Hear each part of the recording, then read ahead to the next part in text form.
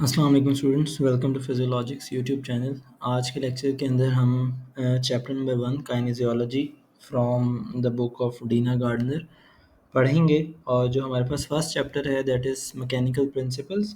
Last lecture के अंदर हमने प्लेन द एक्सेस को डिस्कस किया था, और इस लेक्चर के अंदर कुछ टर्मिनोलॉजीज़ हैं फिज़िक्स से रिलेटेड जो कि बीइंग अ फिजियोथेरेपिस्ट आपको पता होनी चाहिए। हम उनको वन बाय वन डिस्कस करेंगे। सबसे पहली जो डेफिनेशन है that is about the force. That force is that which alters the state of rest of a body or its uniform motion in a straight line। Force आप शुरू से पढ़ते आ रहे हैं कि अगर हमने किसी भी चीज़ को मूव करना है तो हमने उसके ऊपर एक फ़ोर्स लगानी है, और अगर हमने किसी चीज़ को रोकना है तब भी हमने उसको फ़ोर्स लगानी है।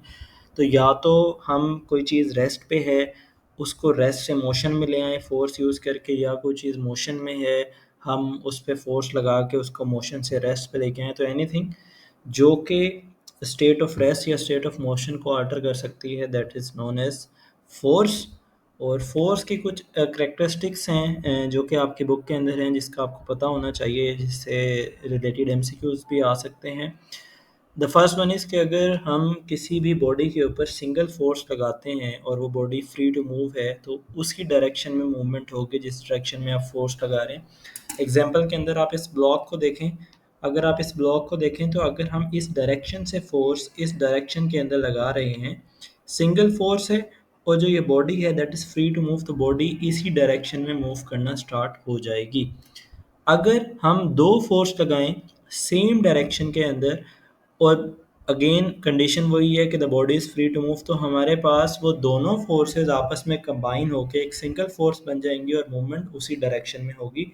मतलब अगर हम यहाँ पे एक और एरो कंसिडर करें कि यहाँ पे भी एक एरो है जो कि फोर्स है और इधर भी एक एरो है, तो 5 न्यूटन की अगर फोर्स ये है, 5 न्यूटन की फोर्स ये, और दोनों सेम डायरेक्शन में फोर्स लगा रहे हैं, तो जो इस बॉडी के ऊपर फोर्स लगी दैट वुड बी 10 न्यूटन, और 10 न्यूटन की फोर्स से बॉडी इस डायरेक्शन में मूव करेगी।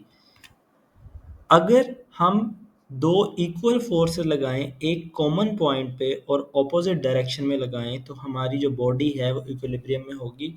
अगर आप इस इमेज को देखें कि एक शख्स इस डायरेक्शन में सपोज 5 न्यूटन की फोर्स लगा रहा है और एक शख्स इस डायरेक्शन में फोर्स लगा रहा है, जो पॉइंट ऑफ फोर्स एप्लीकेशन है सपोज वो यहाँ पर है सेंटर के अंदर। अगर दोनों की फोर्स इक्वल है, इस पे आपने मेन फोकस करना है कि फोर्स अगर इक्वल है तो जो हमारी बॉडी है that would remain in equilibrium. ना ये रोप इस साइड पर जाएगी, ना ये रोप ऑपोजिट साइड पर जाएगी, बॉडी इक्विलिब्रियम में रहेगी। लेकिन ऐसी कंडीशन भी हो सकती है कि फोर्सेस इक्वल ना हो, तो जो नीचे वाली कंडीशन है कि अगर अनइक्वल फोर्सेस हैं और एक कॉमन पॉइंट पे एक्ट कर रही हैं ऑपोजिट डायरेक्शंस के अंदर, तो जिस साइड पर फोर्स ज़्यादा होगी मूवमेंट उसी डायरेक्शन में हो जाएगी। अगर इन दोनों की फोर्स ज़्यादा है इस रोप को इधर खींचने के लिए तो रोप इस साइड पर मूव कर जाएगी, और अगर फोर्स इस साइड पर ज़्यादा है तो फोर्स जो रोप है वो इस साइड पर मूव कर जाएगी। लास्ट कंडीशन इज़ कि अगर दो अनइक्वल फोर्सेस डिफरेंट पॉइंट्स पे एक्ट कर रही हैं। जो हमने लास्ट पढ़ा है इसमें दो इक्वल फोर्सेस कॉमन पॉइंट पे एक्ट कर रही हैं, इसमें दो अनइक्वल फोर्सेस कॉमन पॉइंट पे एक्ट कर रही हैं, इसमें दो अनइक्वल फोर्सेस डिफरेंट पॉइंट्स पर एक्ट कर रही हैं and in the opposite direction. मतलब अगर ये हमारी बॉडी का पॉइंट ए है और सेकंड हमारे पास पॉइंट बी है, और ऑपोजिट डायरेक्शन के अंदर फोर्सेस लग रही हैं, ए पे इस डायरेक्शन में लग रही है, बी के अंदर डाउनवर्ड डायरेक्शन में लग रही है, तो आपकी जो ये बॉडी है वो रोटेट करेगी कि यहाँ से ये ऊपर जाएगा और यहाँ से ये नीचे आएगा और बॉडी की रोटेशन होगी। तो ये कुछ चीज़ें आपको फोर्स के बारे में पता होनी चाहिए। Next concept is about gravity. Gravity हम बचपन से पढ़ते आ रहे हैं कि जिस फोर्स से अर्थ बॉडीज़ को अपने पास अट्रैक्ट करती है नीचे की तरफ that is known as gravity. और जो ग्रेविटी ऑब्वियसली बाकी सारे ऑब्जेक्ट्स पे एक्ट कर रही है, तो हमारी बॉडी भी एक ऑब्जेक्ट है, बॉडी के ऊपर भी ग्रेविटी एक्ट कर रही है, और अगर हम उस फोर्स ऑफ ग्रेविटी को अपोज ना करें तो हमारी बॉडी गिर जाएगी अर्थ की तरफ। जैसे कि अगर हमारे पास सेब सपोर्टेड नहीं है दरख्त से तो सेब जैसे नीचे गिर जाएगा। अगर हमारे पास कोई अपोजिंग फोर्स नहीं है तो ये बॉडी भी डाउनवर्ड फॉल कर जाएगी। The effects of gravity can be counterbalanced when a force equal or opposite to it is employed, such as sport of plinth or a muscular contraction. अब gravity हमारी body को downward खींच रही है, उसको वो एक फोर्स है जो कि डाउनवर्ड लग रही है। अगर आपने उस फोर्स को अपोज करना है, उस फोर्स की फेवर में नहीं गिरना, तो आपने एक ऐसी फोर्स लगानी है जो कि उसकी ऑपोजिट डायरेक्शन में हो और इतनी उसकी फोर्स हो कि वो ग्रेविटी के इफेक्ट को काउंटर बैलेंस कर पाए।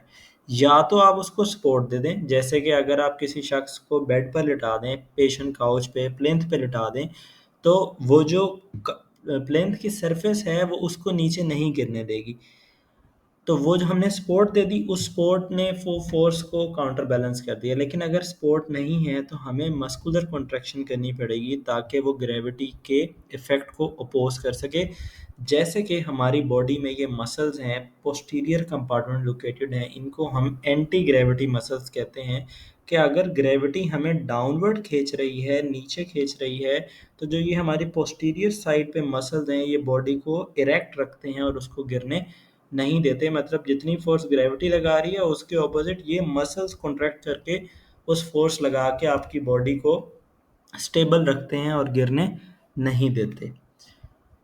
इसी तरह आप अगर एग्जांपल लें हील रेस की, कि आप अपनी बॉडी अगर हील रेजेस परफॉर्म करते हैं, तो जो हील रेजेस हैं वो भी अगेंस्ट द ग्रेविटी आप परफॉर्म करते हैं। ग्रेविटी आपकी बॉडी को हील को नीचे खींच रही है और आप हील रेजेस में ऊपर जाने की कोशिश करें, तो ये जो काफ मसल्स हैं, इनके अंदर अगर इतनी फोर्स होगी कि वो ग्रेविटी को अपोज कर सकें, तो ही आप हील रेस परफॉर्म कर सकेंगे, अदरवाइज आप नहीं कर सकेंगे। Second example is flexion of elbow. अगर आप एल्बो को इस तरह से बेंड करते हैं, तो अगर इस डायरेक्शन के अंदर ग्रेविटी आपके हाथ को नीचे खींच रही है और अगर आपने हाथ को बेंड करना है, ऊपर की तरफ लेकर जाना है, फ्लेक्स करना है, तो आपको बाइसेप्स के अंदर इतनी फोर्स जनरेट करनी पड़ेगी कि वो ग्रेविटी के इफेक्ट को काउंटर बैलेंस कर सके। Next concept is about the center of gravity. It is a point through which the Earth's attraction effectively acts, whatever the position of the body, the point through which the line of action of the weight acts. कि हमारे पास centre of gravity एक ऐसा point होता है जहाँ पे अगर आप बॉडी को सपोर्ट कर दें तो बॉडी इक्विलिब्रियम में आ जाती है और वहाँ पे अर्थ की जो अट्रैक्शन है वो इफेक्टिवली एक्ट कर रही होती है। इसमें जो मेन पॉइंट आपने याद रखना है वो ह्यूमन का सेंटर ऑफ ग्रेविटी याद रखना है, that is second sacral vertebra. MCQ के अंदर आपसे पूछा जा सकता है कि ह्यूमन बॉडी का सेंटर ऑफ ग्रेविटी कहाँ लोकेटेड है, that is at second sacral vertebra. और जो दूसरी बात आपने याद रखनी है कि जो सेंटर ऑफ ग्रेविटी है वो मेन और चिल्ड्रन में हायर होता है और वुमेन के अंदर वो लोअर होता है, because of the greater amount of weight they carry in the upper half of the body. ये सेंटर ऑफ ग्रेविटी है और ये चेंज होता है बॉडी की पोजीशन से। मतलब अगर आप इस पोजीशन के अंदर हैं तो ये यहाँ पे है, अगर आपने आर्म्स रेस कर लिए हैं तो ये थोड़ा सा ऊपर चला गया है, अगर आपने ये फ्लेक्स पोस्चर बना दिया है तो ये सेंटर ऑफ ग्रेविटी डाउनवर्ड आ जाता है। दूसरा कॉन्सेप्ट हमारे पास that is line of gravity. Line of gravity is a vertical line through the centre of gravity. ऐसी लाइन जो कि आपके सेंटर ऑफ ग्रेविटी से पास करती है, एयर लोब से होती हुई शोल्डर जॉइंट से centre of gravity second sacral vertebra, then hip joint, knee joint और एंकल जॉइंट। ऐसी लाइन जो यहाँ से पास करती हुई नीचे आ रही है, this is known as line of gravity. Next concept is about the base of support. तो बेस ऑफ सपोर्ट वो एरिया है जिससे आपकी बॉडी सपोर्टेड है। अगर आप स्टैंडिंग पोजीशन में हैं तो जो आपके दो पाँव के बीच में एरिया है, that is your base of support. अगर आप सिटिंग पोजीशन में हैं तो जो चेयर के चार पाँवों के बीच में जो एरिया है, that is your base of support. और अगर आप लाइन में हैं तो आपकी पोस्टीरियर बॉडी जो भी कॉन्टैक्ट में है बेड के साथ, प्लिंथ के साथ, फ्लोर के साथ, वो आपका पूरा बेस ऑफ सपोर्ट है। तो अगर हम स्टैंडिंग के अंदर देखें तो दो पाँव के बीच में जो डिफरेंस है, that is your base of support. अगर आप अपने पाँव की पोजीशन को थोड़ा वाइड कर दें तो बेस ऑफ सपोर्ट आपका ज़्यादा हो जाएगा। इसके अंदर अगर आप क्वाड्रेंट पोजीशन के अंदर हैं तो ये वाला आपका बेस ऑफ सपोर्ट है। अगर आप फ्रेम यूज़ कर रहे हैं तो आपके दोनों पाँव भी उसमें आ जाते हैं बेस ऑफ सपोर्ट में, तो फ्रेम के जो चार पाँव हैं वो भी बेस ऑफ सपोर्ट के अंदर आ जाते हैं। अगर आप साइड लाइन में लेटे हैं तो ये सारा एरिया जो कि आपकी बॉडी के साथ सपोर्टेड है, that is your base of support. Base of sport से रिलेटेड आपने जो बात याद रखनी है वो ये है फिजियोथेरेपी पर्सपेक्टिव से, कि अगर आपका बेस ऑफ स्पोर्ट ज़्यादा है तो आपकी स्टेबिलिटी ज़्यादा है, अगर आपका बेस ऑफ स्पोर्ट कम है तो आपकी स्टेबिलिटी कम है। लाइक कि इस पोजीशन में देखें, बेस ऑफ स्पोर्ट कम है तो आपकी बॉडी लीस्ट स्टेबल होगी, इसमें थोड़ी ज़्यादा स्टेबल है। इसके अंदर लाइंग पोजीशन के अंदर आपकी बॉडी सबसे ज़्यादा स्टेबल है, जितना ज़्यादा बेस ऑफ स्पोर्ट उतनी ज़्यादा stability. Next concept is about equilibrium. Equilibrium results when the forces acting upon a body are perfectly balanced and the body remains at rest. अभी हमने स्टार्ट में डिस्कस किया था कि अगर दो फोर्सेस एक पॉइंट पे एक्ट कर रही हैं और दो इक्वल फोर्सेस हैं तो हमारी बॉडी इक्विलिब्रियम में रहती है। और इक्विलिब्रियम की जो तीन टाइप्स हैं, one is stable, other one is unstable and the last one is neutral. इसको हम इस इमेज से समझने की कोशिश करेंगे। स्टेबल इक्विलिब्रियम ऐसा इक्विलिब्रियम है कि अगर आप इस पे एक फोर्स लगाएं, बॉडी डिस्प्लेस होगी, ये इसका सेंटर ऑफ ग्रेविटी डिस्प्लेस होगा, लेकिन थोड़ी सी फोर्स अगर आप लगाते हैं तो ये मूव करेगी इस डायरेक्शन में, उसके बाद वापस अपनी नॉर्मल पोजीशन में आ जाएगी और सेंटर ऑफ ग्रेविटी वापस अपनी जगह पर आ जाएगा। This is known as stable equilibrium. Unstable equilibrium में अगर आप इसको यहाँ से पुश करते हैं तो जब बॉडी इधर डाउनवर्ड मूव करेगी तो इसके वापस आने के चांसेस बहुत कम है और ये यहाँ पर फॉल करेगी। और जब ये इधर फॉल करेगी तो अब इसका बेस ऑफ स्पॉट पूरा चेंज हो जाएगा, तो इसका सेंटर ऑफ ग्रेविटी भी काफ़ी ज़्यादा नीचे आ जाएगा। तो ऐसा इक्विलिब्रियम जिसके अंदर जो फोर्सेस हैं वो आपके सेंटर ऑफ ग्रेविटी को डिस्टर्ब कर देती हैं, वो डिस्प्लेस होने के बाद वापस अपनी नॉर्मल पोजीशन में नहीं आता, that is known as unstable equilibrium. Last one is neutral equilibrium, के ऐसी पोजीशन जिसके अंदर आपके सेंटर ऑफ ग्रेविटी को फर्क ही नहीं पड़ता। मतलब अगर ये व्हील है, ये मूव कर रहा है, तो जो सेंटर ऑफ ग्रेविटी का अर्थ से या पॉइंट ऑफ कॉन्टैक्ट से जो डिस्टेंस है वो तकरीबन सेम है और ये throughout the movement same रहेगा। This is known as neutral equilibrium.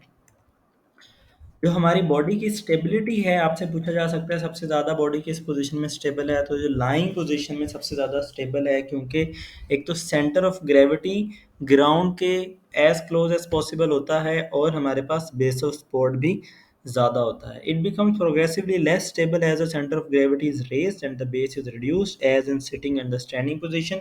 जैसे आप लाइंग से सिटिंग में आएंगे, आपका सेंटर ऑफ ग्रेविटी रेज होगा, आपका इक्विलिब्रियम लेस स्टेबल हो जाएगा, आपकी बॉडी लेस स्टेबल होगी। जैसे आप सिटिंग से स्टैंडिंग में आएंगे और लेस स्टेबल। अगर आप दो पाँव पे खड़े हैं, आप एक पाँव पे सिंगल लेग स्टैंडिंग में आएंगे तो आपकी जो बॉडी है वो और लेस स्टेबल हो जाएगी। इसमें देखें, ये हम सिटिंग में हैं तो सिटिंग में सेंटर ऑफ ग्रेविटी यहाँ है, यहाँ से लेके इधर नीचे तक का जो डिस्टेंस है ये आपको डिफाइन कर रहा है कि आपकी बॉडी कितनी स्टेबल है। लेकिन अगर आप स्टैंडिंग में चले जाते हैं तो आपका सेंटर ऑफ ग्रेविटी और ऊपर चला जाएगा, बॉडी लेस स्टेबल। लेकिन अगर इस पोजीशन से आप लाइंग में आ जाते हैं तो आपकी body more stable. Last concept is about fixation and stabilization. Fixation is a state of immobility whereas stability is a state of relative immobility. और फिक्सेशन की हमारे पास दो टाइप्स हैं, एक्टिव फिक्सेशन जो कि हम मसल्स की कॉन्ट्रैक्शन से हासिल करते हैं और पैसिव फिक्सेशन जो कि हम मैनुअल प्रेशर स्ट्रैप्स या फिर सैंड बैग से हासिल करते हैं। फिक्सेशन हम करते हैं अगर हम जॉइंट्स पे मूवमेंट को प्रिवेंट करना चाहते हैं, जैसे कि पोस्चर को मेंटेन करना है या किसी मूवमेंट को स्पेसिफिक जॉइंट तक लोकलाइज करना है। तो ये दो कॉन्सेप्ट्स हैं। फिक्सेशन को पहले समझ लें कि फिक्सेशन हमारे पास स्टेट ऑफ इमोबिलिटी है, कि अगर आप किसी जगह को इमोबाइल करना चाहते हैं, लाइक कि अगर रेडियस अल्ना का फ्रैक्चर है, अब हमने उसको इमोबाइल करना है ताकि उसकी हीलिंग हो सके, तो यहाँ पे जो ये प्लेट्स अप्लाई की गई हैं ये फिक्सेशन के लिए हैं, क्योंकि यहाँ पर बिल्कुल भी मोबिलिटी नहीं है, तो ये स्टेट ऑफ इमोबिलिटी है। लेकिन अगर सपोज यहाँ पे फोकस करें कि हमने शोल्डर की इंटरनल या एक्सटर्नल रोटेशन परफॉर्म करनी है, लेकिन हमें लगता है कि जब पेशेंट अपने हाथ को एक्सटर्नल रोटेशन में लेके जाएगा शोल्डर पे, तो शोल्डर यहाँ से एलिवेट हो सकता है, डिप्रेस हो सकता है, तो फिजियोथेरेपिस्ट ने यहाँ पे हाथ रखकर उसको स्टेबलाइज कर दिया। तो यहाँ पे जो ये फिजियोथेरेपिस्ट कर रहा है दिस इज स्टेबलाइजेशन। और हमारे पास ये स्टेबलाइजेशन पेशेंट खुद भी कर सकता है। तो इन दो कॉन्सेप्ट्स को आपने समझना है। फिक्सेशन के लिए जो स्टेबलाइजेशन है उससे हमें एक सूटेबल बैकग्राउंड मिल जाता है उन एरियाज से मूवमेंट रिस्ट्रिक्ट करने के लिए जिससे मूवमेंट में पार्ट नहीं लेना। लाइक हमें शोल्डर यहाँ से मूव होता एलिवेशन या डिप्रेशन नहीं चाहिए, हमें सिर्फ यहाँ पर मूवमेंट चाहिए, तो हम यहाँ से स्टेबलाइज कर देते हैं। फ्रैक्चर्स हैं, जॉइंट इंजरीज हैं, लिगामेंट इंजरीज हैं, उनको हम फिक्सेट करते हैं वाया स्प्लिंटेज, बैलेंस ट्रैक्शन और ऑपरेटिव मेजर्स, जैसे कि यहाँ पे प्लेटिंग हो गई है। नेक्स्ट कॉन्सेप्ट हमारा एक्सिस एंड प्लेन है, जिसको हमने लास्ट लेक्चर के अंदर डिस्कस किया है। अगर आपने वो वीडियो नहीं देखी तो उस वीडियो का लिंक डिस्क्रिप्शन में प्रोवाइडेड है, आप उसको वहाँ जाकर देख सकते हैं। इन द एंड, अगर आपने अभी तक चैनल सब्सक्राइब नहीं किया तो आप इस चैनल को सब्सक्राइब कर लें। फर्दर अगर हमारे लिए कोई सजेशंस हैं, कोई टॉपिक्स हैं जिस पे आप चाहते हैं कि वीडियो बनाई जाए, तो कमेंट सेक्शन के अंदर ज़रूर बताएं। इंशाल्लाह नेक्स्ट वीडियो में मिलते हैं। अल्लाह हाफ़िज़।